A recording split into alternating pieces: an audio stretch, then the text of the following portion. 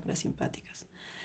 Desde la T, más o menos todas las columnas torácicas hasta la parte lumbar, a lo que nosotros llamamos el tracto toracolumbar, vamos a tener el inicio de las fibras simpáticas.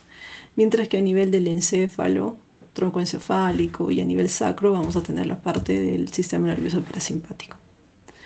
Entonces, el sistema nervioso simpático es el que se va a encargar o que va a predominar principalmente en las circunstancias en las cuales nosotros tenemos que dar una respuesta. Y esas situaciones son situaciones de estrés.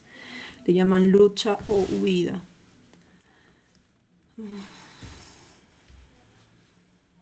¿Me pueden indicar si se está grabando, por favor? Sí, ¿no? Entonces, aquí se activan los mecanismos de nuestro cuerpo. Por ejemplo, aumento de la frecuencia cardíaca, vasoconstricción, vasodilatación bronquial. Todo eso nos va a ayudar a la huida. Mientras que el sistema nervioso parasimpático favorece el reposo. Entonces, cuando el cuerpo esté en reposo, se van a favorecer otras funciones, como por ejemplo digestión, disminuye un poco la frecuencia cardíaca, aumenta la motilidad gastrointestinal, aumenta la contracción o hay alteraciones en la contracción de la vejiga urinaria.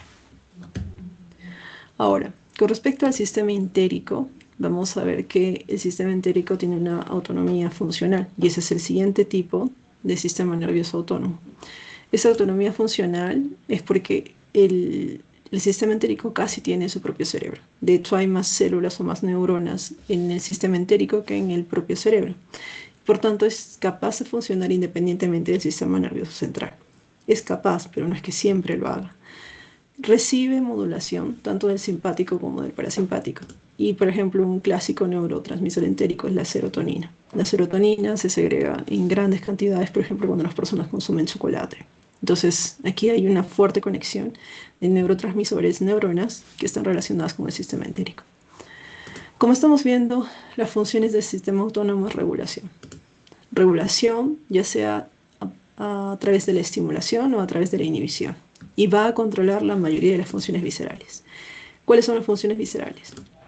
Primero, vamos a tener músculo liso, músculo cardíaco y glándulas que van a tener efectores, que van a ser considerados efectores viscerales. La presión arterial es una función visceral, flujo sanguíneo es una función visceral, motilidad digestiva, secreciones gastrointestinales, vaciamiento de la vejiga urinaria, el sudor, así como la temperatura corporal, todas ellas van a ser controladas por el sistema nervioso autónomo.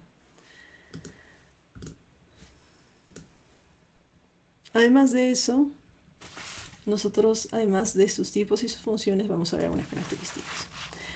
En general, el sistema autónomo se caracteriza porque es rápido. Rápido en el aspecto de que más o menos de 3 a 5 segundos puede duplicar la frecuencia cardíaca sobre su nivel normal, que eso es bastante rápido. O en 10 a 15 segundos puede subir la presión arterial. Y si es que hablamos acerca de una fracción de segundos, pues en una fracción de segundos o en pocos segundos puede suceder la sudoración, o en pocos segundos se puede vaciar la vejiga urinaria. Entonces todo esto se caracteriza por una respuesta bastante rápida y en la cual hay un rango de intensidad. Algunas respuestas son mucho más rápidas, mucho más intensas y hay otras respuestas que son un poco más lentas o que son también menos intensas.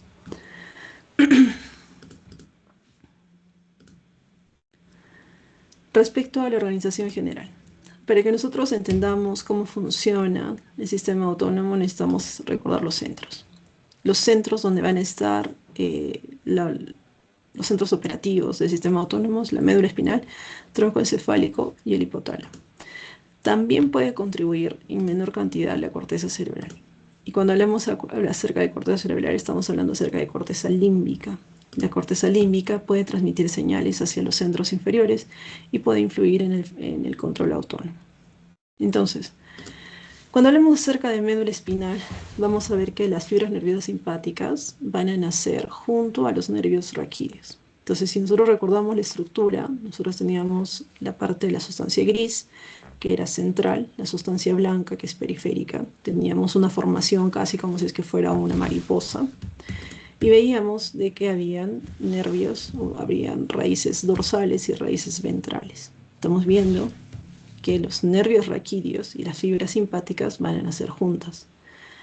Y una vez que nace la fibra simpática, va a pasar a una cadena simpática Y después de la cadena simpática recién va a pasar a los órganos o tejidos, por lo que estos van a ser finalmente estimulados por los nervios simpáticos. Entonces, si nos referimos solo a la vía simpática, estamos ahorita en médula espinal.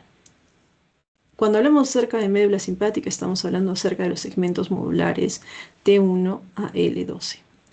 Entonces, en este momento, supongo que la pregunta de ustedes es ¿cuál es la diferencia entre los nervios motores esqueléticos y los nervios simpáticos? ¿Alguien sabe la respuesta?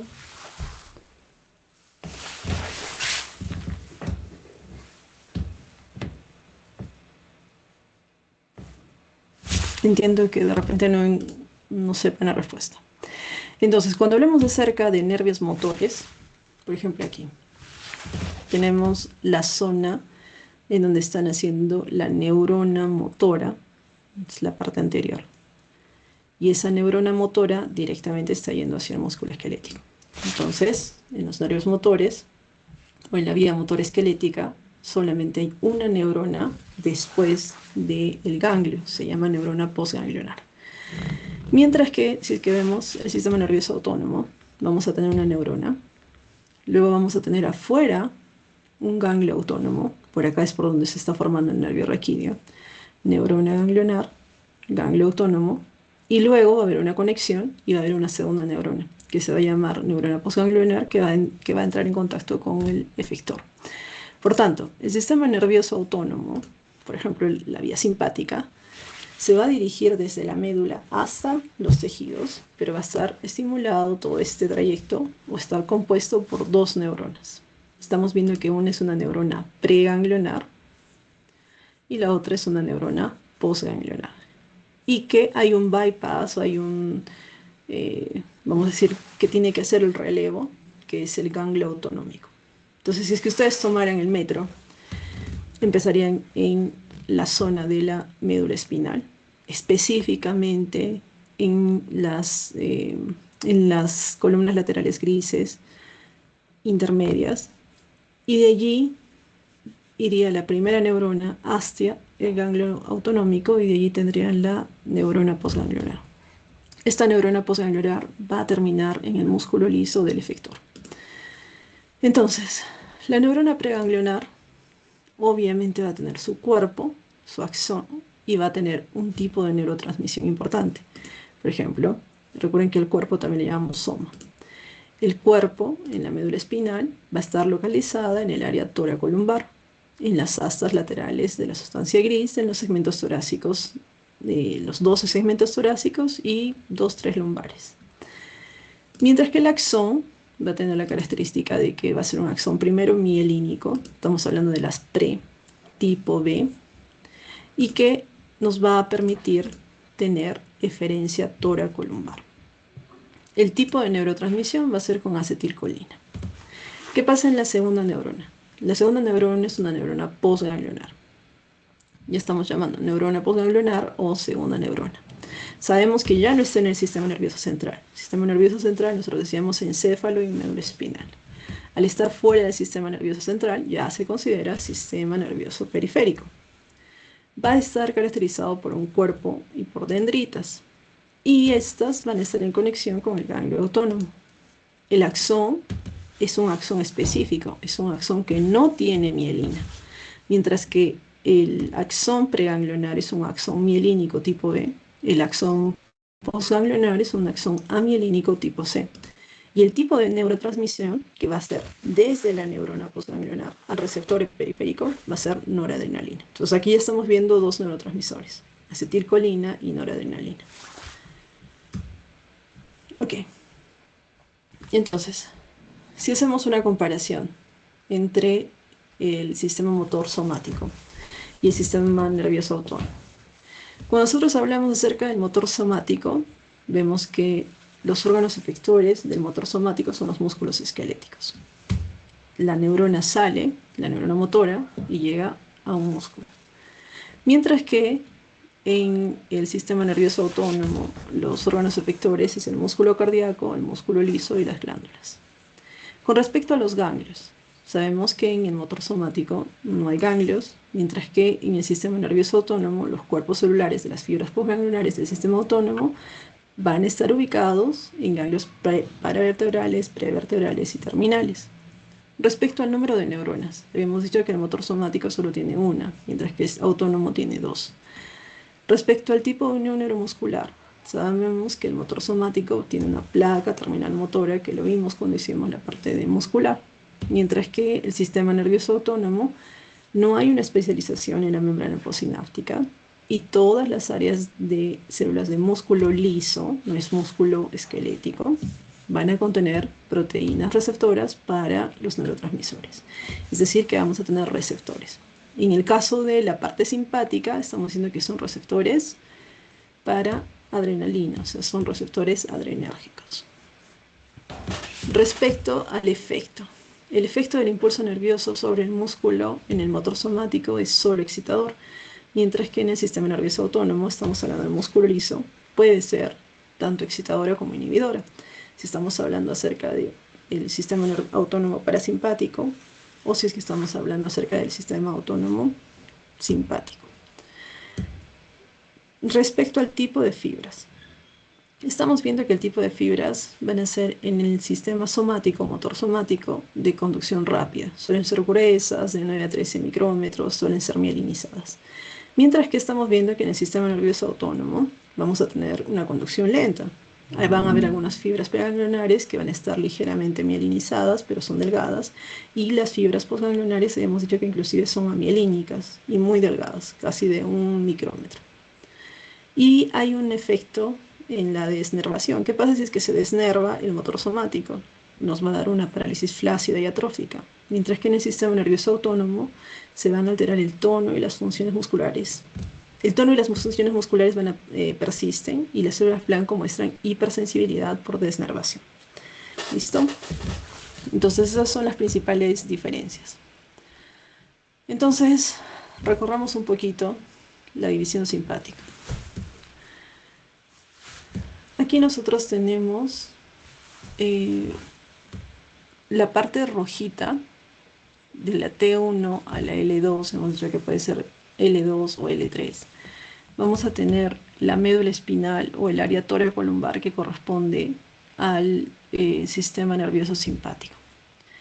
Aquí al costado están viendo ustedes una cadena con unas zonas que están aumentadas de tamaño. A estos les vamos a llamar ganglios. Cada uno de estos es un ganglio. Entonces, ¿cuáles son los elementos que componen la vía simpática?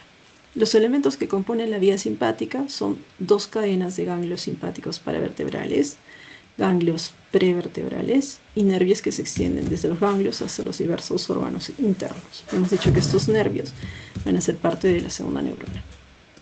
Entonces, veamos lo primero. Dos cadenas de ganglios paravertebrales.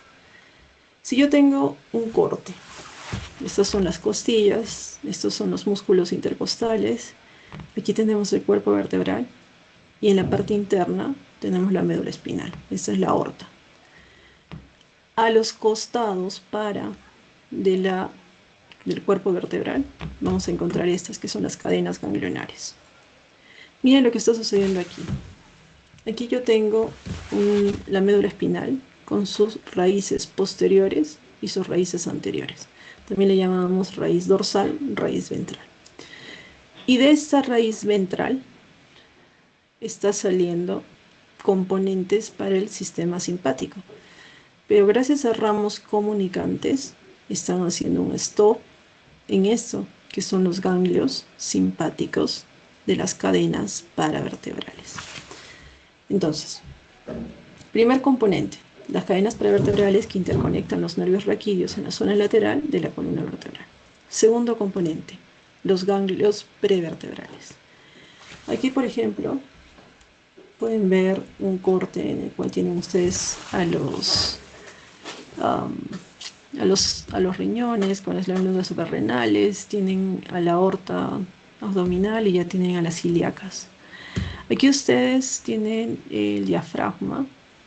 Inmediatamente debajo del diafragma teníamos el ganglio celíaco, luego teníamos el ganglio mesentérico superior.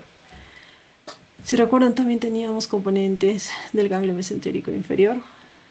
Aquí están los ganglios simpáticos, las cadenas prevertebrales, paravertebrales. Y aquí abajo tenemos, por ejemplo, el primer ganglio lumbar, tenemos el plexo renal, tenemos el plexo aórtico y la cadena simpática pélvica. Entonces estamos viendo que componentes importantes de estos ganglios, un momentito, el ganglio mesentérico superior, el ganglio mesentérico inferior, ganglio celíaco, ganglio aórtico renal y el ganglio hipogástrico. Y el tercer componente hemos dicho los nervios que se extienden desde los ganglios hasta los diversos órganos internos. Nosotros les vamos a llamar nervios esplácnicos. Tenemos el nervio esplácnico mayor, que tiene componentes de T5, T9 o T10. Perfora el diafragma, tiene su stop en el ganglio celíaco. El esplécnico menor del T10 al T11, perfora el diafragma, tiene su stop en el ganglio aórtico renal y también en el mesentérico superior. Tenemos el esplécnico inferior, también llamado el primero, está en la T12, perfora el diafragma y tiene su stop en el plexo renal. El nervio esplécnico lumbar del L1 al L4 está relacionado con el plexo mesentérico inferior, el plexo hipogástrico, e inerva principalmente colon y recto. Y en la médula espinal, en la médula suprarrenal, tenemos nervios que llegan a las células cromafines y se relacionan con las hormonas catecolaminérgicas. Sabemos que 80% de las células cromafines que están dentro de la médula suprarrenal van a producir adrenalina, 20% noradrenalina y un porcentaje muy pequeño de dopamina. Entonces, a ver, hagamos un zoom. Lo vamos a recorrer primero hablándolo y luego vamos a regresar al cuadro para que se puedan ubicar más. Entonces, tenemos las astas intermediolaterales. Por las astas intermedios laterales, las fibras van por la raíz ventral de la médula espinal y van a llegar al nervio raquídeo. Una vez que llegan al nervio raquídeo, nada más salir al nervio raquídeo, las fibras simpáticas preganglionares abandonan ese nervio raquídeo y se encaminan a través de un ramo que se llama el ramo comunicante blanco. ¿Y hacia dónde van? Van hacia uno de los ganglios de la cadena simpática. Mostré que son las cadenas simpáticas paravertebrales. Por ejemplo, para el corazón vamos a tener T1, T4 que van a tener componentes de los ganglios cervicales superior, medio, inferior y van a formar el plexo cardíaco. Y para los pulmones vamos a tener componentes desde la T2 a la T4 formando el plexo pulmonar que nos va a permitir inervar el músculo liso de bronquios y bronquiolos, por ejemplo. Ahora, una vez que ya están en los ganglios de la cadena simpática, pueden seguir tres trayectos. El primer trayecto es que hagan sinapsis. Hacen sinapsis con las neuronas simpáticas ganglionares, postganglionares. Entonces hemos dicho que inmediatamente hacen sinapsis con las neuronas sinápticas postganglionares en el ganglio en el que llegan. Y ya están listas para dar su acción y dar su inervación. Ahora, puede ser que asciendan o desciendan por la cadena simpática. Y ellos realizan sinapsis con cualquiera de los otros ganglios que la forman. Puede ser que sean más arriba, 2, 3 veces más arriba de donde se han originado. O pueden recorrer una distancia variable a lo largo de la cadena y después pueden irradiar hacia afuera a uno de los nervios simpáticos. Y acaban haciendo sinapsis en un ganglio simpático periférico. Ya hemos dicho, tenemos los ganglios de la cadena simpática paravertebral y tenemos los ganglios periféricos, como por ejemplo el ganglio celíaco, tenemos el ganglio paraórtico. Todos ellos podrían hacer que lleguen hasta ese punto. Entonces ahora veamos qué es lo que sucede acá. Aquí tenemos una médula espinal.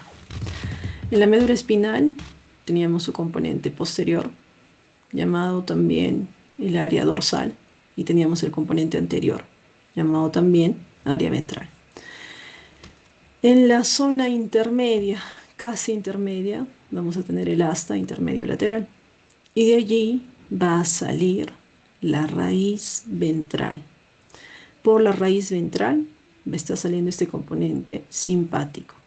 Miren lo que está sucediendo. Hasta el soma y acá está la fibra axonal.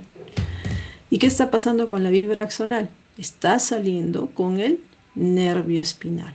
Aquí tenemos el ganglio de la raíz dorsal. Si ustedes se acuerdan, el ganglio de la raíz dorsal estaba relacionada con el componente de sensibilidad del nervio.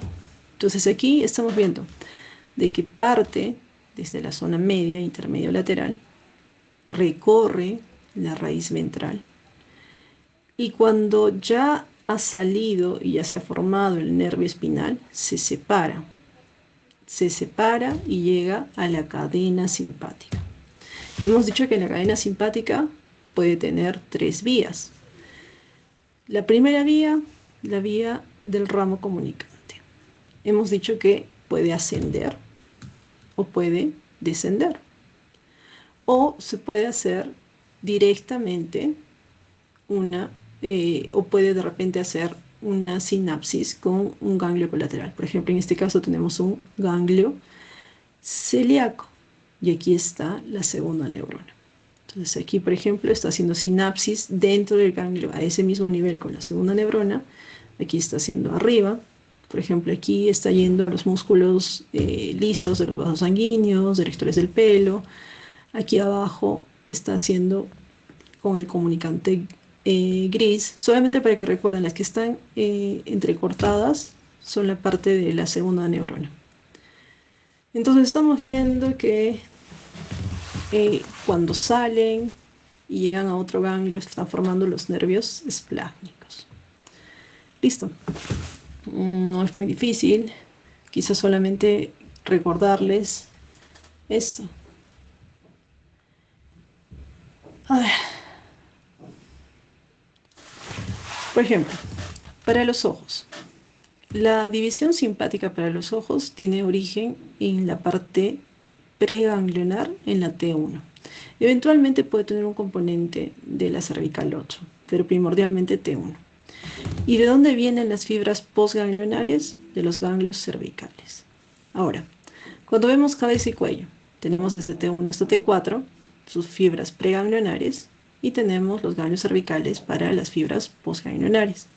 Si vemos al corazón y a los pulmones, la área es T1 a T5 y aquí tenemos los ganglios torácicos superiores como origen de las fibras postganglionares. Estos son los ganglios torácicos paravertebrales.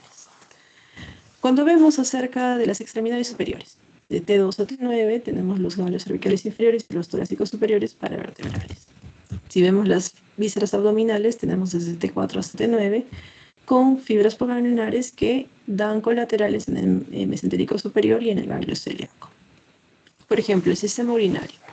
El sistema urinario de T12 a L2 con ganglios celíacos y mesentéricos inferiores colaterales. Y las extremidades inferiores de T9 a L2 con ganglios lumbares y sacros superiores paravertebrales. Entonces, hasta aquí estamos viendo claramente de que el primer concepto que tienen que recordar es de que el sistema nervioso autónomo tiene 2 neuronas, preganglionar, postganglionar, que no siempre se sigue el mismo camino. Lo común es de que salga el componente simpático junto con la fibra ventral, pero ni bien llega a la zona del nervio raquídeo, el nervio espinal, sale, se desprende hacia las ramas o hacia los ganglios. ¿Qué ganglios?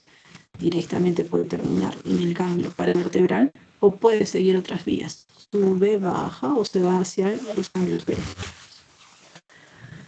Ok. Entonces, habíamos dicho que uno de los primeros centros era el centro de la médula espinal.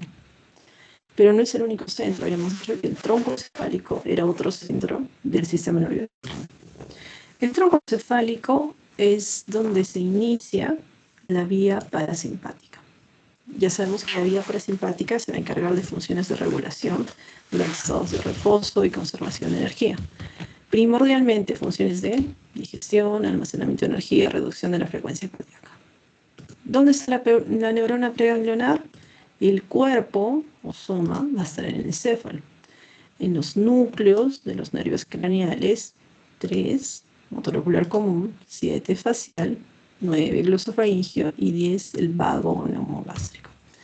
Tiene también una parte en la médula espinal, y esta parte, que va a estar en las astas laterales de la sustancia gris, van a ser los componentes sacros. Por eso, a la vía parasimpática se le llama la vía cráneo-sacro. Respecto a los axones, las características de los axones es que son mielínicos, tipo B, similares a la zona simpática, y el nervio espinal suelen ser parasimpáticos. Tenemos que tener una diferencia cráneo-sacra. Este nervio espinal tiene fibras que son preganglionares largas y que viajan a ganglios situados cerca o dentro de los órganos efectores. En cuanto a la neurotransmisión, todo lo que es parasimpático va a ser con acetilcolina. Entonces ya hemos visto, simpático, preganglionar, vamos a tener neurotransmisión con acetilcolina. Postganglionar, primordialmente, noradrenalina. En cuanto a la parasimpática, tanto la parte postganglionar como la preganglionar van a utilizar acetilcolina. Las neuronas postganglionares suelen ser más cortas en comparación con las del sistema simpático y también liberan acetilcolina en los órganos efectores. Sabemos que la acetilcolina se une a receptores muscarínicos, que ya los vamos a ver más adelante. Entonces, el neurotransmisor por excelencia del sistema nervioso parasimpático es la acetilcolina. A ver, integremos. Aquí tenemos mesencéfalo, romboencéfalo. Tenemos los núcleos del plan craneal, que es, ya sabemos, motor ocular común, facial, el 9 y el 10, bueno, tenemos el bajo. Entonces, ¿qué estamos viendo? Están partiendo aquí. En esta zona estamos teniendo un ganglio y luego tenemos la segunda neurona. Nuevamente, un ganglio, segunda neurona. Las segundas neuronas, como están viendo, son más cortas. También aquí, por ejemplo, el vago, diré el 9, estamos viendo que llega, los faringios estamos viendo que llega, y luego en su segunda neurona estamos viendo que actúa a nivel de la glándula parótida, por ejemplo. Habíamos visto que el sistema nervioso simpático estaba desde T1 hasta L2, L3, habíamos dicho, y que teníamos las cadenas. Aquí está una cadena y al otro lado está la otra cadena. Aquí, por ejemplo, tenemos los componentes. Desde T1 nosotros decíamos que ascendían y, por ejemplo, en los ganglios cervicales daban inervación hacia el músculo auxiliar y el músculo de la pupila. Aquí, por ejemplo, teníamos inervación a la glándula lacrimal, mucosa nasal, sí. A partir de cómo nosotros habíamos visto cómo era, por ejemplo, de T2 a T4, estamos viendo cómo salen los plexos para los pulmones, corazón. También habíamos visto la formación de los esplénicos mayores, esplénicos menores, mesentéricos y el inferior. Y cómo lo hacían, por ejemplo, un bypass en el ganglio celíaco, en el ganglio mesentérico superior, en el mesentérico inferior. Y decíamos que la segunda parte del parasimpático era la parte sacra, de S2 a S4, donde vamos a tener los nervios pélvicos, que van a inervar, por ejemplo, órganos reproductores, vejiga urinaria, glándula suprarrenal. Y riñón, también partes, por ejemplo, del colon. Entonces es importante que veamos. También importante que vean cómo el nervio vago es el que prácticamente va a llevar la inervación de todo. Todos los pulmones, el corazón, hígado, a nivel de vaso, estamos viendo a nivel de estómago, prácticamente todo el tracto digestivo, también a nivel del riñón. Entonces estamos viendo que vago tiene un rol muy importante en parasimpático. Además, si nosotros vemos, por ejemplo, aquí tenemos la división parasimpática. El nervio vago, estamos diciendo paracraneal 10, tiene un origen en el bulbo raquídeo. Y este origen craneal va a tener un ganglio terminal que va a estar en un órgano o cerca del mismo. Y sus órganos efectores hemos visto: corazón, pulmón, extracto gastrointestinal, hígado, páncreas. Mientras, por ejemplo, el nervio ocular motor nos va a dar el origen o la neurona preganglionar. Estas fibras preganglionales van a partir en el mesencéfalo, se van a ubicar en los ganglios ciliares y su órgano efector va a ser el ojo. Entonces, estamos viendo que tiene un rol similar al simpático, solamente que en el parasimpático siento que hasta cierto punto se releva más su función a lo que es el nervio vago. Y por tanto, cuando les hablen acerca de nervio simpático o de sistema simpático, tienen que ver al vago. El vago tiene un rol muy importante, lo pueden ver aquí. No solamente para ver aspectos a nivel de los pulmones, corazón, sino que también en el abdomen completo. Entonces tiene un rol muy importante. Habíamos dicho que además del tronco encefálico, también otro centro importante era el hipotálamo. Y finalmente, para la organización general tenemos que hablar acerca de los reflejos viscerales. Los reflejos viscerales son señales sensitivas, subconscientes, que proceden de órganos viscerales y que pueden llegar a, por ejemplo, ganglios autónomos, al tronco del encéfalo, al hipotálamo. Y en ese sentido pueden volver las respuestas reflejas directamente a los órganos viscerales para controlar su actividad. Y esa es la forma en la que funciona primordialmente la organización del sistema nervioso entérico. ¿Listo? Vamos a hacer una pausa de 10 minutos y de allí vamos a continuar con neurotransmisión autónoma y pasamos a mecanismos de regulación.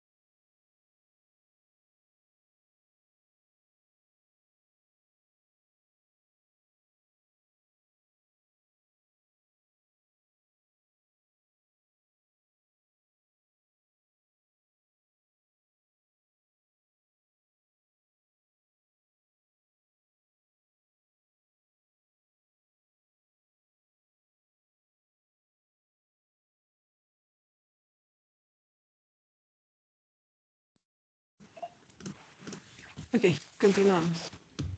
Con respecto a la neurotransmisión autónoma, vamos a ver que los neurotransmisores autónomos van a ser primordialmente dos: acetilcolina y noradrenalina.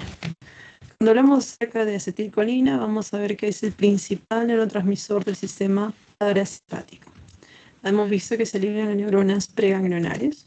Estas neuronas hacen sinapsis preganglionares tanto a nivel simpático como a nivel parasimpático. Vemos que están primordialmente en las neuronas postganglionares parasimpáticas, y sus receptores van a ser receptores nicotínicos, que están localizados en las uniones, en las sinapsis ganglionares del sistema nervioso autónomo con la unión neuromuscular, y los canales iónicos activados por acetilcolina. Son canales iónicos activados por acetilcolina que permiten el flujo de iones y despolarización. Y tenemos los receptores muscarínicos. Estos receptores muscarínicos están localizados en los órganos efectores del sistema parasimpático. Es importante porque, a ver, de los principales lugares tenemos corazón, glándulas, músculo liso. Y sus receptores modulan diversas respuestas dependiendo de su tipo. Por ejemplo, el subtipo M1 van a estar localizados a nivel de las glándulas exocrinas y van a promover, por ejemplo, van a estar relacionados con la secreción glandular, mientras que el sistema nervioso central, en el sistema nervioso central, los M1 están relacionados un poquito más con la modulación cognitiva. Con respecto al M2, son los que predominan primordialmente en el corazón, disminuyen la frecuencia cardíaca, y eso se llama efecto inotrópico negativo. Entonces, ya estamos viendo un efecto del sistema parasimpático, que es disminuir la frecuencia cardíaca mediante el efecto inotrópico negativo. ¿Cómo hace esto? Inhiben a las adenilatociclasas y disminuyen la contracción de MP cíclico intracelular. Con respecto al M3, los M3 están localizados en glándulas, aumentando la secreción glandular, tanto de saliva como de sudor, y en el músculo liso, con contracción del músculo liso. Entonces, a nivel de los vasos, de los bronquios, va a causar broncoconstricción, y a nivel de la vejiga va a causar contracción de la vejiga. Entonces, los M3 son los que están relacionados con la broncoconstricción. M4 y M5 están localizados primordialmente en el sistema nervioso central. Se les conoce también una modulación en procesos neuronales, y su función exacta no está dilucidada. Entonces, acetilcolina con receptores. A ver, ¿qué es un receptor? Recuerden, un receptor es una proteína especializada que va a mediar los efectos de los neurotransmisores y que van a estar en el órgano efector. O sea, el receptor no es que está en cualquier parte. El receptor está en el corazón, está en el pulmón, en el hígado, en el estómago. Y aquí, por ejemplo, estamos viendo lo que hemos dicho. Si tenemos una neurona, es una neurona preganglionar, vemos que la comunicación de la neurona preganglionar con la postganglionar va a ser primordialmente en el parasimpático con acetilcolina, y de la postganglionar con el órgano efector también por acetilcolina. El primero es un receptor nicotínico y el segundo es un receptor muscarínico. En el simpático, hemos dicho que también la neurona preganglionar se va a comunicar por acetilcolina. Entonces acá vamos a tener receptores nicotínicos. Pero la segunda neurona generalmente va a tener receptores adrenérgicos. Algunos van a ser muscarínicos, sí, pero primordialmente vamos a tener receptores adrenérgicos con noradrenalina como neurotransmisor. Entonces, con respecto a noradrenalina. Noradrenalina también se llama NA o noradrenalina. Es un neurotransmisor principal del sistema nervioso simpático a nivel de las sinapsis postganglionares. Hemos visto que se libera en las terminaciones nerviosas simpáticas de los órganos efectores, tanto del corazón, vasos sanguíneos o glándulas. Y estos receptores en los cuales actúa la noradrenalina son receptores adrenérgicos. Hay dos tipos de receptores adrenérgicos, alfa y beta. Y eso también ya lo hemos estudiado de manera extensa cuando hemos hecho cardio y cuando hemos hecho pulmonar. Los receptores alfa, teníamos los alfa 1, que están en los vasos sanguíneos. Estos especialmente inducen vasoconstricción. ¿A qué nivel? Piel, riñones o tracto gastrointestinal. También participan en la contracción del músculo liso del esfínter vesical interno. Los receptores alfa 2 están en las terminaciones presinápticas. Inhiben la liberación de neurotransmisores. Estos son los primeros que están viendo ustedes que inhiben mediante retroalimentación negativa, y lo que hace es reducir la sobreestimulación simpática. También vamos a encontrar en algunos órganos como el páncreas, en el cual inhibe la secreción de insulina. En cuanto a los receptores beta, vamos a tener los receptores beta 1, que van a estar en el corazón. Estos van a aumentar la frecuencia cardíaca, eso se llama cronotropismo positivo, y la fuerza de contracción, que se llama inotropismo positivo. También libera o ayuda a la liberación de renina en los riñones, y sabemos que eso está relacionado con la regulación de la presión arterial. Los beta 2 es uno que hemos estudiado hace poquito. Los beta 2 están en el músculo liso de los bronquios y sabemos que están relacionados primordialmente con la broncodilatación. En los vasos sanguíneos también tenemos beta 2, sobre todo a nivel de músculo esquelético, y van a causar vasodilatación. Y los beta 2 también van a promover la glucogenólisis a nivel del hígado, aumentando los niveles de glucosa. Respecto a los beta 3, ellos van a estar en el tejido adiposo. Estos receptores van a estar involucrados con la lipólisis. Esta lipólisis está relacionada con la liberación de ácidos grasos, y estos ácidos grasos pueden ser utilizados como fuente de energía. Ahora, ¿son los únicos neurotransmisores? No. Sabemos que son los principales, noradrenalina y acetilcolina, pero hay otros neurotransmisores que están relacionados, y entre ellos vamos a tener neurotransmisores y cotransmisores. Entonces, dentro de ellos tenemos a la adrenalina.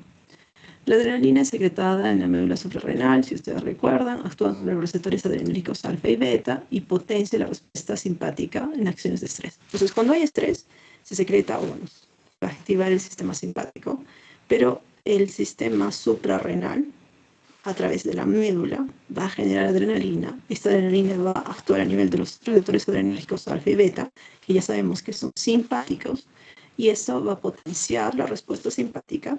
¿En qué situación? En una situación de estrés. Y por tanto, ayuda a la respuesta de lucha y huida.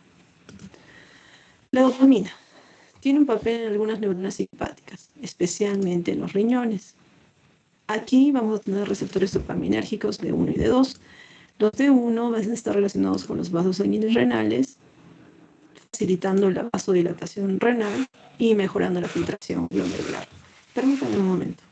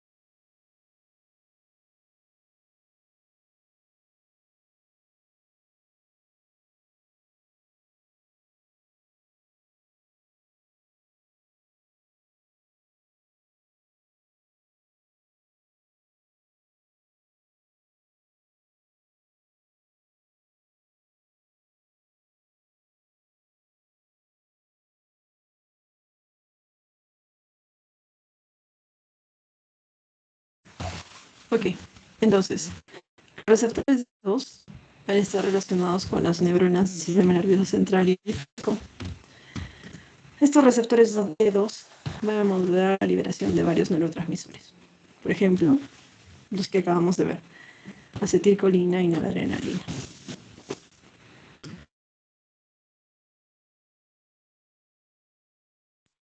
También tenemos el óxido nítrico. A ver, nosotros hemos visto óxido nítrico cuando hemos trabajado toda la parte cardíaca. Sabemos que no es un neurotransmisor clásico, es crucial en la modulación autonómica, pero su rol primordialmente va a ser modulación, como estamos diciendo. Vasodilata en algunas sinapsis del sistema nervioso parasimpático, sobre todo a nivel cardiovascular. Hemos dicho de que si vasodilata a nivel cardiovascular, va a tener un rol en la regulación del flujo sanguíneo. Ahora, las sinapsis parasimpáticas que regulan van a relajar al músculo liso. Entonces también es importante su rol no solo como vasodilatador, sino también para relajar el músculo liso. A ver, hay algunos péptidos, hay algunos purinérgicos y algunos neuropéptidos que tenemos que ver. El primer péptido es el péptido intestinal vasoactivo. Este péptido intestinal vasoactivo es un cotransmisor que actúa principalmente en el sistema digestivo. Nos va a ayudar a la relajación del músculo liso y nos va a permitir la vasodilatación. También tenemos la sustancia P. La sustancia P nos ayuda en la transmisión del dolor y en la modulación de la inflamación en órganos viscerales, así como la motilidad gastrointestinal. Respecto a los purinérgicos. En los purinérgicos vamos a tener dos tipos de neurotransmisores. Adenosina trifosfato, ATP, que nosotros conocemos, que en este caso va a actuar como un cotransmisor en sinapsis autónomas, ya sean del sistema entérico o de regulación de la contracción del músculo liso. Y vamos a tener adenosina, que también es un derivado del ATP. Este actúa como un neuromodulador, inhibiendo la liberación de neurotransmisores de sinapsis simpáticas en situaciones de hipoxia y estrés celular. También tenemos un neuropéptido que es el neuropéptido Y. Este neuropéptido Y se libera junto con la noradrenalina en las sinapsis simpáticas y potencia la respuesta simpática. Es importante porque nos ayuda en la regulación del tono vascular, dándonos vasoconstricción, y en el estrés prolongado también tiene un rol este neuropéptido Y en la regulación del apetito. Entonces hasta aquí estamos viendo la función de los neurotransmisores, pero no actúan cada uno por su parte, sino que hay una función integradora. Y esta función integradora da una sinergia entre los receptores. Es decir, que en algunos órganos, por ejemplo, los receptores adrenérgicos y los receptores muscarínicos van a trabajar en equilibrio para regular qué cosa. Por ejemplo, si nosotros tenemos los receptores beta 1, los receptores beta 1 van a aumentar la frecuencia cardíaca y la contractibilidad en respuesta a la activación simpática. Pero los receptores muscarínicos M2 van a disminuir la frecuencia cardíaca en respuesta a la activación parasimpática. La relación de ambos va a hacer que una persona pueda responder a una situación de estrés, pero luego regrese a su sistema regular. Ahora, en los bronquios, los receptores beta 2 actúan como moduladores, actúan como, vamos a decir, parte principal para la broncodilatación. Y sabemos que mientras que los receptores estén activos, que hay algún agonista, vamos a tener broncodilatación, pero tenemos los M3 que van a causar broncoconstricción en acción del sistema parasimpático. Entonces acá podemos ver la división parasimpática, la división simpática. Sabemos que a este nivel solamente está actuando acetilcolina. Sabemos que los receptores que hay en la segunda neurona van a depender. Por ejemplo, tenemos receptores nicotínicos de acetilcolina, o vamos a tener algunos receptores muscarínicos. Pero a este nivel primordialmente es nicotínicos. Aquí abajo sabemos que los muscarínicos van a estar a nivel de los efectores, por ejemplo, los nervios parasimpáticos. Aquí tenemos, por ejemplo, receptores adrenérgicos, y acá tenemos noradrenalina como segundo transmisor, ya sea para receptores alfa-1 adrenérgicos, beta-1 adrenérgicos, beta-2 adrenérgicos. Beta-2, broncodilatación. Beta-1, aumento de la frecuencia cardíaca y la contractibilidad cardíaca. Inotrópicos positivos y zonas cronotrópicas también positivos. Y también, por ejemplo, en los alfa-1, vasoconstricción de las vísceras y la piel. De los vasos sanguíneos, de las vísceras y piel. Listo. A ver, ¿qué tenemos que recordar aquí? No es el punto de esta clase, como saben ustedes, nosotros estamos tocando fisiología, no estamos tocando fisiopatología, pero sabemos que muchos de estos receptores son sensibles a fármacos. Y por tanto, hay agonistas y antagonistas farmacológicos. Lo preguntaron el año pasado y es por eso que lo estoy diciendo ahora. Obviamente no lo voy a preguntar yo. Este no es un curso de farmacología. Pero, por ejemplo, si es que yo tengo medicamentos que actúan específicamente en estos receptores, si yo bloqueo los receptores beta, podemos reducir la presión arterial, controlar alguna arritmia, o si es que yo favorezco al B2 con agonistas beta 2. Esto, por ejemplo, lo que nosotros veíamos cuando se utilizaba el tratamiento para el asma, donde veíamos que había receptores de beta 2 que estimulaban la broncodilatación. Si es que yo uso anticolinérgicos, es decir, antagonistas muscarínicos, ¿qué es lo que vamos a causar? Estos fármacos pueden bloquear M2, M3 y por tanto aumentar la frecuencia cardíaca y reducir la frecuencia de secreción bronquial y salival. ¿Cuáles son agonistas muscarínicos? Por ejemplo, tenemos atropina. Entonces, eso es algo para que más o menos sepan, son targets terapéuticos.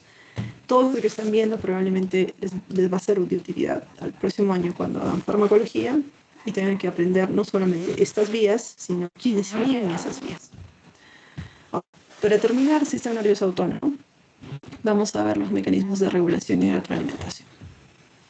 El sistema nervioso autónomo cuenta con diversos mecanismos de regulación y retroalimentación para mantener el equilibrio de las funciones corporales. ¿Esto qué quiere decir? Esto quiere decir que estos mecanismos nos permiten ajustar la actividad simpática y parasimpática según las demandas fisiológicas del organismo. Entonces, ¿cuáles son las demandas fisiológicas del organismo? ¿O cómo es que nosotros controlamos? Retroalimentación negativa, retroalimentación positiva, regulación por receptores, modulación de transmisores, regulación de autorreceptores y regulación central. Primero, la retroalimentación negativa. Esto se da a nivel presináptico. Los receptores presinápticos regulan la regulación del neurotransmisor en retroalimentación negativa. Por ejemplo, si nosotros tenemos receptores alfa-2 adrenérgicos, esto es, si es alfa-2 adrenérgicos, estamos en la sinapsis simpática. Cuando se libera noradrenalina, algunos de estos neurotransmisores se van a unir a los receptores alfa-2. Y al unirse a los receptores alfa-2 de la neurona presináptica, pueden inhibir la liberación adicional de noradrenalina.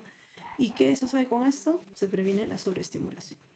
Entonces, se modula la respuesta simpática y el órgano efector tiene una respuesta controlada. Ahora, la acetilcolina, por ejemplo. Cuando hay liberación de acetilcolina en las terminales parasimpáticas, esta puede actuar sobre los receptores muscarínicos M2 e inhibe su propia liberación. Ahora, retroalimentación positiva. Creo que lo hemos visto, es muy específico y la idea es amplificar la respuesta. Y la forma de amplificar esta respuesta, o el objetivo de amplificar esta respuesta es de que la respuesta sea rápida. Y esto generalmente se da en las respuestas simpáticas. Estamos viendo que las catecolaminas como adrenalina pueden hasta cierto punto mejorar la respuesta de noradrenalina en situaciones de estrés agudo. Ahora, la regulación por receptores heterotrópicos, vemos que los receptores permiten que un neurotransmisor influya en la liberación de otro neurotransmisor. ¿Y qué es lo que sucede? Por ejemplo, nosotros tenemos acetilcolina, estamos en la sinapsis autonómica, y esta puede inhibir la liberación de noradrenalina a través de la activación de receptores muscarínicos M12 en las terminales simpáticas. Este tipo de regulación es esencial. Nosotros tengamos, por ejemplo, un neurotransmisor que influye en el otro, porque esa modulación cruzada hace que se regulen los sistemas simpático y parasimpático. Ahora, los cotransmisores que vemos esto también pueden modular la respuesta autonómica. El péptido intestinal o el neuropéptido Y van a jugar una modulación a largo plazo. Y, por ejemplo, el neuropéptido Y, que se libera junto con la noradrenalina, puede potenciar la actividad vasoconstrictora, y al potenciar la actividad vasoconstrictora, prolonga la acción del simpático en situaciones de estrés. Ahora, Entonces, básicamente, la leptospira interrogans es un... ¿Qué tenemos? Esto es un espiroqueta, ¿no? El espiroqueta son telponema pallidum, leptospira interrogans, y tenemos luego el coxiela. Hay uno más que no sé, estoy seguro cuál es. ¿Verdadero será? Debe ser coxiela, no estoy seguro. en cuanto a la regulación por autorreceptores, vemos que los autorreceptores están ubicados en la misma célula que libera el neurotransmisor. Por ejemplo, en el sistema simpático tenemos los autorreceptores beta-2 adrenérgicos. Estos receptores beta-2 adrenérgicos pueden facilitar la liberación adicional de noradrenalina cuando se activa. Y por tanto, potencian la respuesta en situaciones de alta demanda. Entonces, esta es una regulación por autorreceptores. Y finalmente, la regulación central. Hemos dicho que el hipotálamo y otras áreas del sistema nervioso central tienen un control sobre el sistema nervioso autónomo. ¿Y cómo lo hacen? Ajustando la actividad a través de señales internas y externas, como por ejemplo el estrés, la temperatura, el estado emocional. Y en este caso, por ejemplo, aquí tenemos actividad eléctrica. Tenemos la corteza cerebral, hipotálamo, bulbo, médula. Estamos viendo cómo las señales de la médula van al ganglio cervical. Y del ganglio cervical estamos viendo que se libera adrenalina en los nervios cardíacos intrínsecos. puede actuar a nivel de beta 1. Aquí tenemos una adenosina ciclasa. Aquí tenemos AMP y que se vuelve en AMP cíclico. Vemos acá un M2.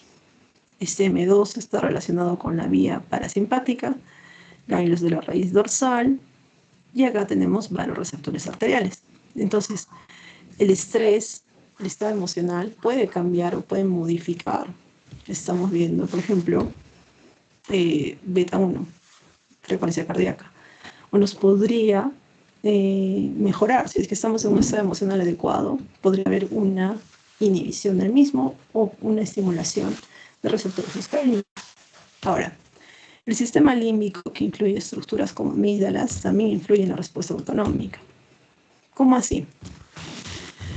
El sistema límbico nos permite regulación de respuestas emocionales y estas respuestas emocionales van a estar relacionadas con respuestas autonómicas, comportamiento. También las respuestas de lucha o huida ante situaciones de peligro están relacionadas con ese sistema. Entonces, la regulación central es también una forma o un mecanismo de autorregulación. Ok. Nos vamos a 10 minutos más y vamos a continuar.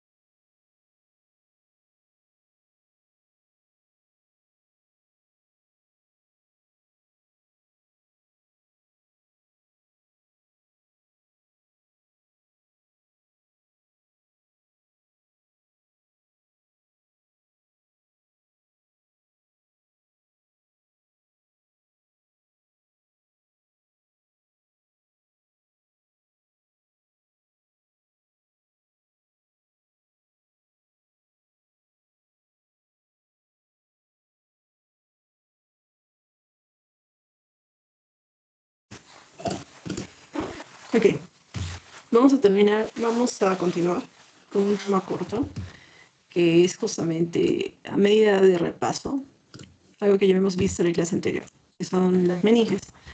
Si ustedes recuerdan, las meninges son 10 capas de tejido conjuntivo que rodean y protegen al cerebro, pero también a la médula espinal.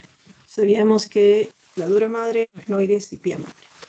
Si recuerdan, la dura madre es la capa más externa y gruesa, va a estar formado por tejido conjuntivo que es denso.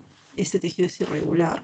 Su principal función es proteger al sistema nervioso central y sostener las estructuras craneales, vasculares intracraneales. Ahora, en el cráneo, la dura madre generalmente está adherida a los huesos y consta de 2 capas. ¿Cuáles son esas capas? La perióstica y la meningia. La perióstica está adherida al periósteo del cráneo y la meningia está adyacente al aracnoides. Ahora, entre estas 2 capas, en algunos puntos se van a formar unos senos, que nosotros ya los habíamos visto, se llaman senos venosos durales, los cuales son responsables de drenar la sangre venosa del cerebro hacia la circulación general. Ahora, el aracnoides. La aracnoides es la capa intermedia, es una capa, una membrana avascular, que tiene apariencia de una tela de araña debido a las trabéculas aracnoideas que conectan con la pía madre.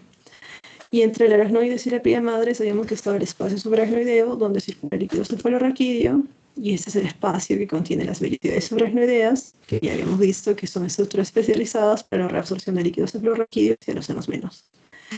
Finalmente, la pía madre, que es la capa más interna, es una membrana fina y delicada que está firmemente adherida al tejido nervioso, se encuentra en íntimo contacto con la superficie del cerebro y la médula espinal, siguiendo todos los contornos del sistema nervioso.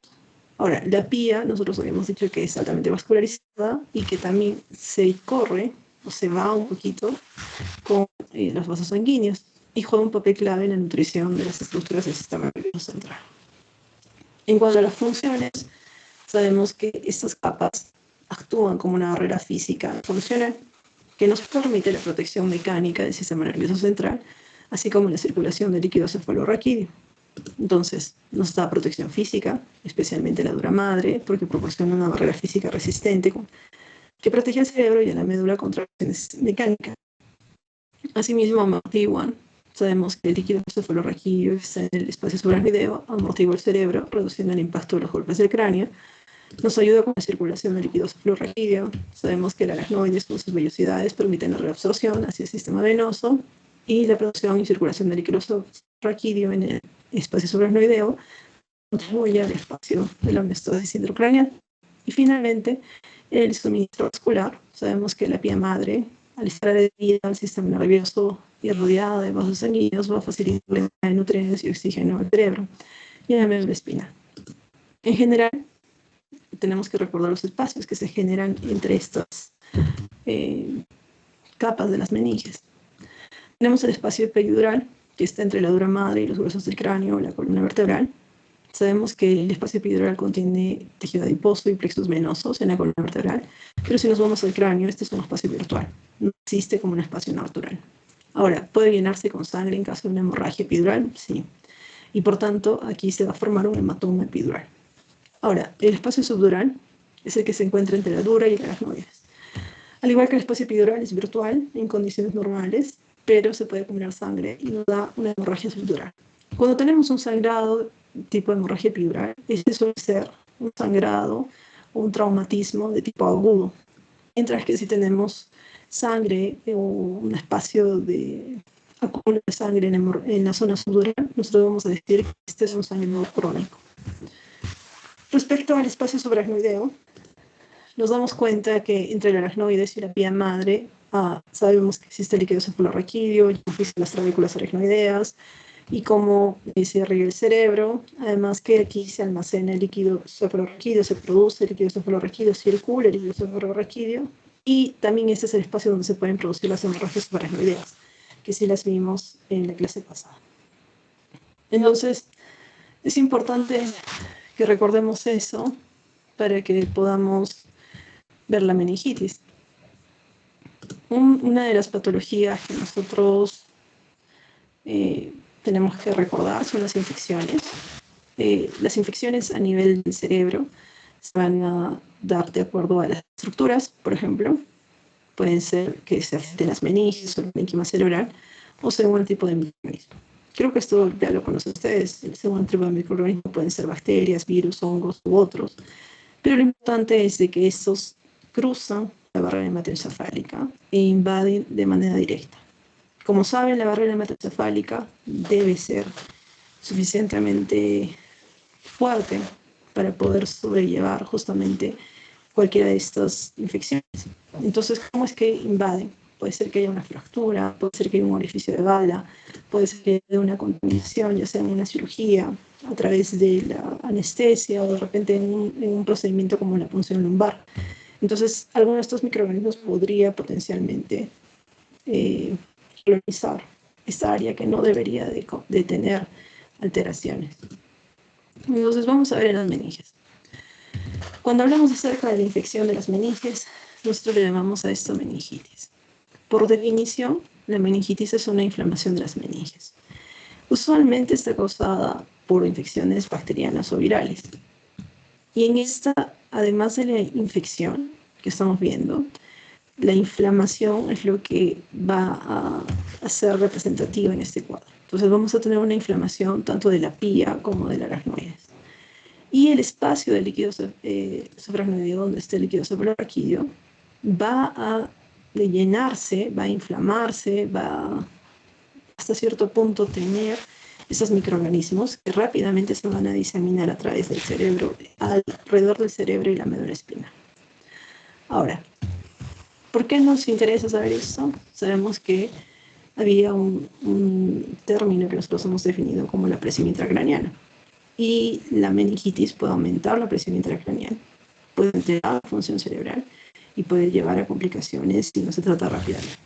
Entonces veamos los mecanismos de la meningitis.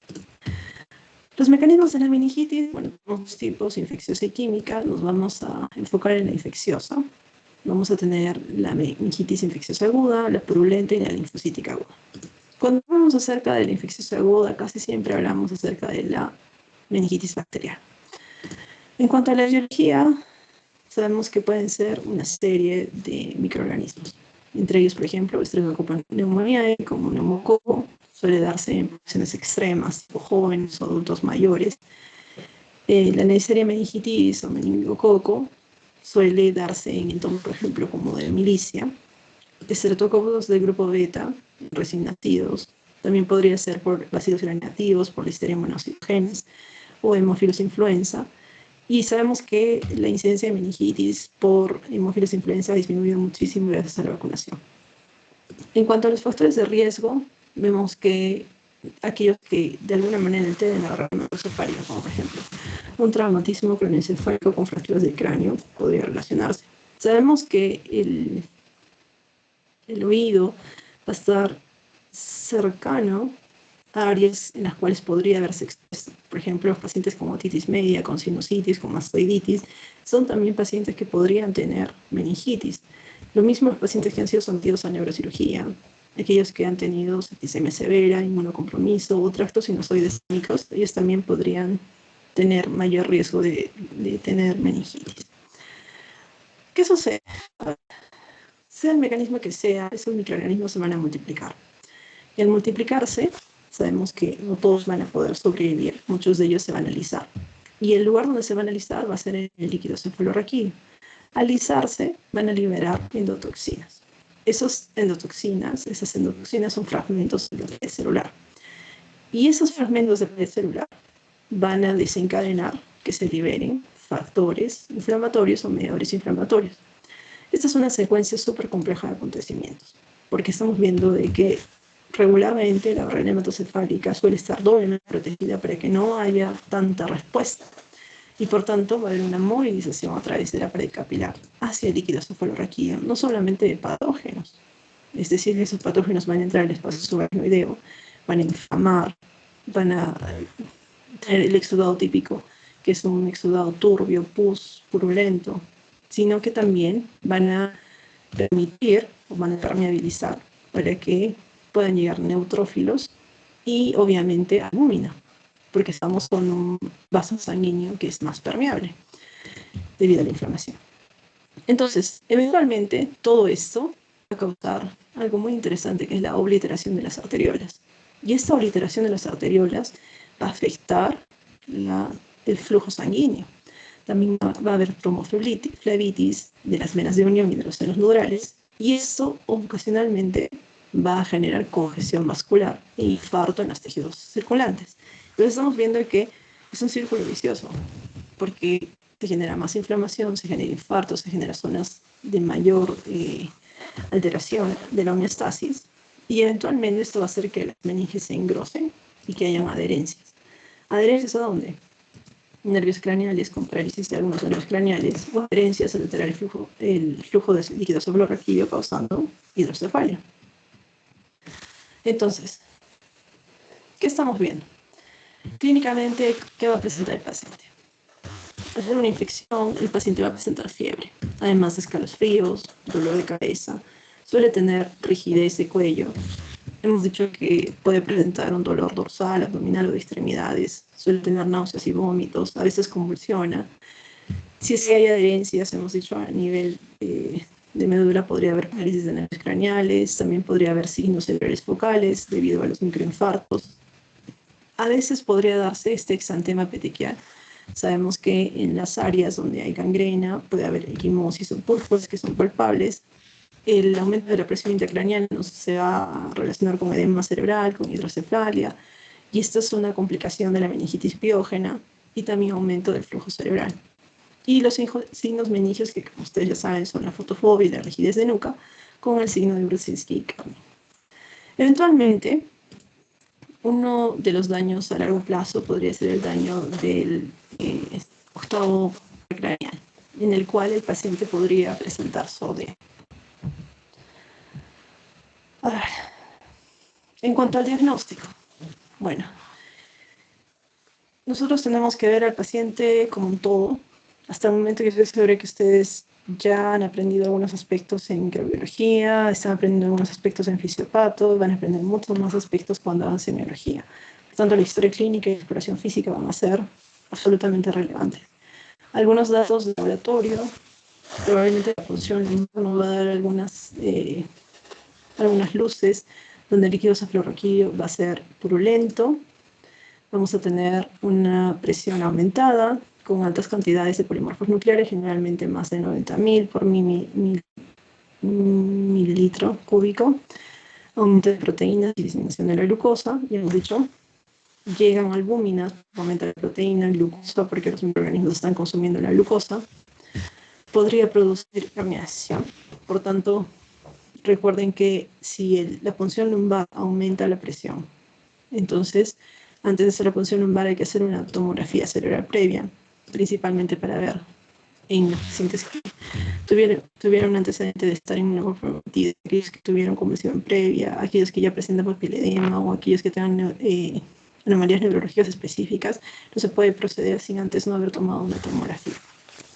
Y eventualmente en el frotis puede ser que ustedes vean bacterias, y estas se pueden cultivar en medios adecuados, y se ven afectadas generalmente por el uso de fármacos.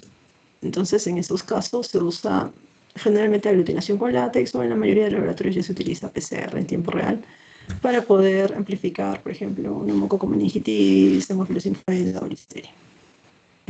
Eventualmente, en el tratamiento, como ya saben ustedes, va a depender de la causa, va a depender de la etiología, pero generalmente damos antibióticos como cefalosporinas de tercera generación, vancomiciclina. Casi siempre se utiliza un corticoide. Recuerden que los corticoides disminuyen la respuesta inflamatoria. Tratamos de inhibir un poco la inflamación patológica, que es el osteomoralisis, y tratar de parar un poquito ese ciclo. Pero vemos de que puede tener un efecto contraproducente, pero ya lo verán más adelante cuando hagan farmacología.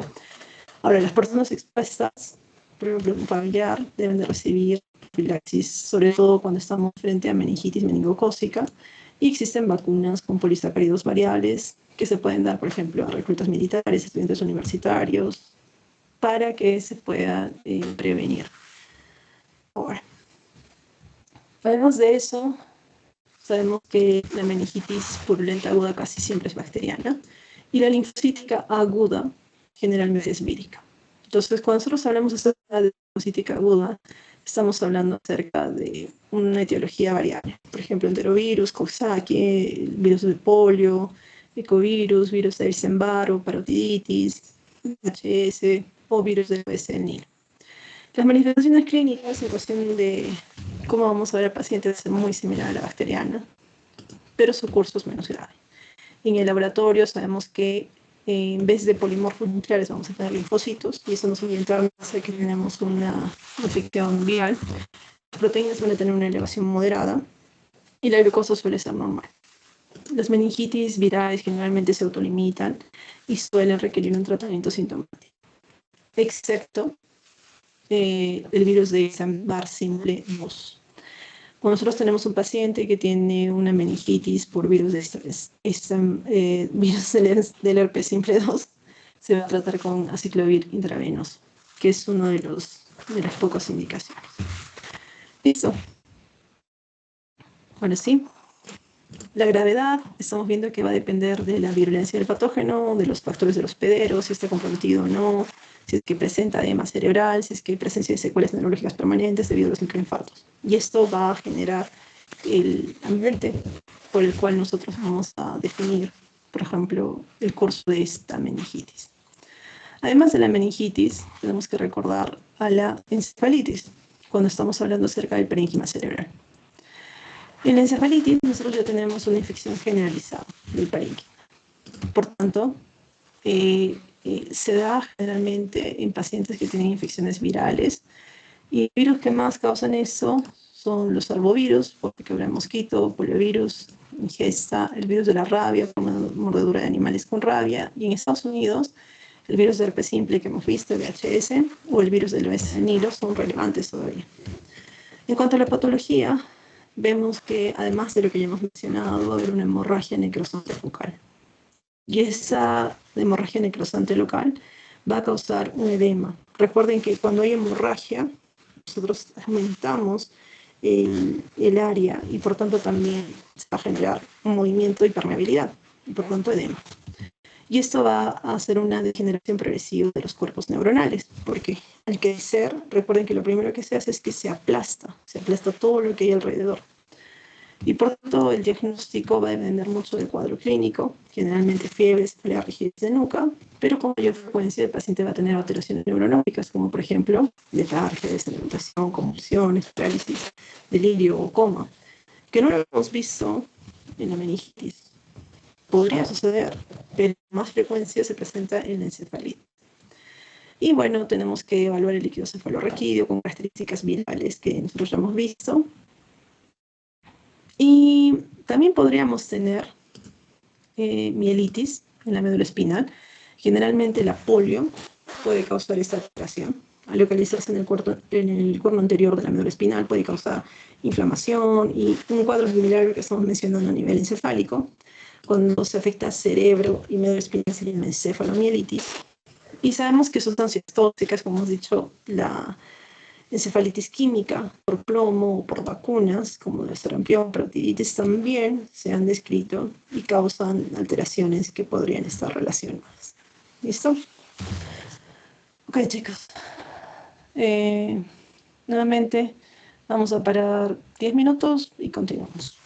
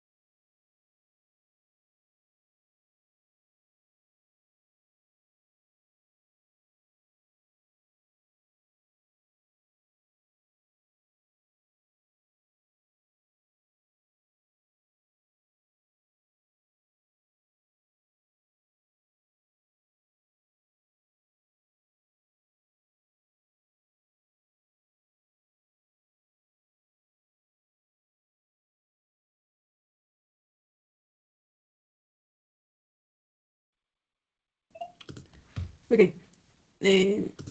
Estoy conversando con sus delegados y vamos a continuar la siguiente clase. Como se han dado cuenta, creo que todos los aspectos sueltos ya los hemos solucionado. Nos está faltando hablar convulsiones, que es sumamente importante, pero de ahí nos faltan los dos grandes, que es vías motoras, darle una repasadita porque vimos algo probablemente en clases, y vías sensitivas.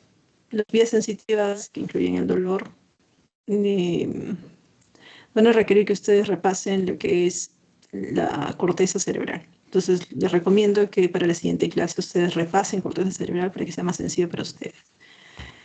Y con eso vamos a terminar probablemente. Yo les voy a avisar a través de sus delegados para que podamos nosotros continuar la siguiente clase.